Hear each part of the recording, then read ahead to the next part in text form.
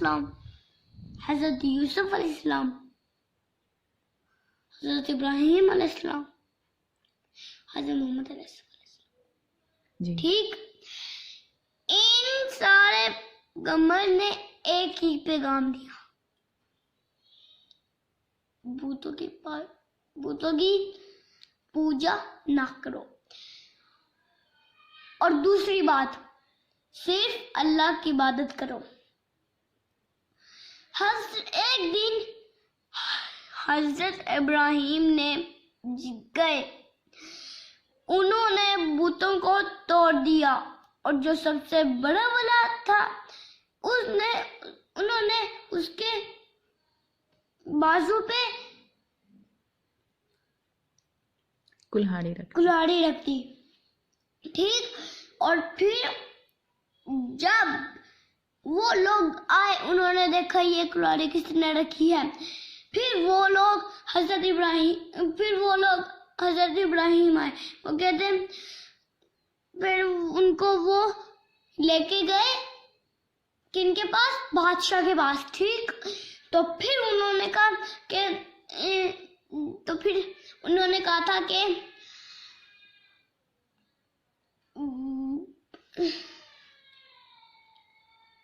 وہ کہتے بتوں سے پوچھو کہ اللہ سے پوچھو کہ یہ کس نے کیا ہے. تو پھر کہتے وہ تو بول ہی نہیں سکتے. تو پھر انہوں نے کہا پھر یہ منائے کیوں ہے. یس. اور پھر اس کے بعد پھر بادشاہ نے کہا حضرت ابراہیم علیہ السلام کو آگ میں پھینکا جائے. اور پھر جب ان کو آگ میں پھینکا تو اللہ نے کہا آگ کو کہ آگ ٹھنڈی ہو جا. پھر آگ جب ٹھنڈی ہوئی, پھر وہ لوگ کہتے بسم اللہ, وہ کہتے کہ یہ تو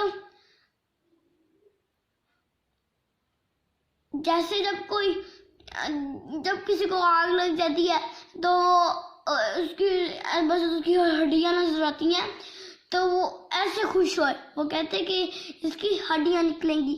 تو پھر جب وہ آگ بجھی تو دیکھا کہ وہ حضرت ابراہیم تو آرام سے باہر آ رہے ہیں چل کے.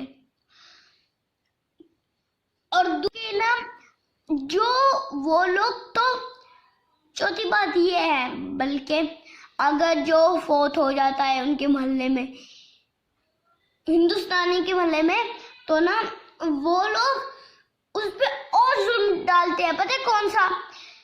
لکڑیاں اس پہ رکھ دیتے ہیں, اور پھر اس کے پتہ کہاں تک رکھتے ہیں, ٹانگوں سے لے کے سر تک بھی اوپر رکھتے ہیں.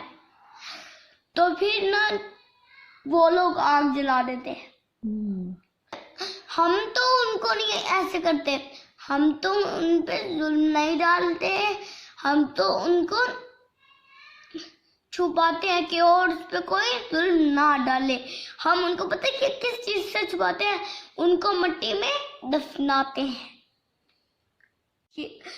وہ 6ویں بات یہ تھی کہ ہر کام بسم اللہ پڑھ کے شروع کرنا چاہیے. اور 7ویں بات پتہ کیا, کہ اللہ کا ہر حکم ماننا چاہیے. اللہ حافظ.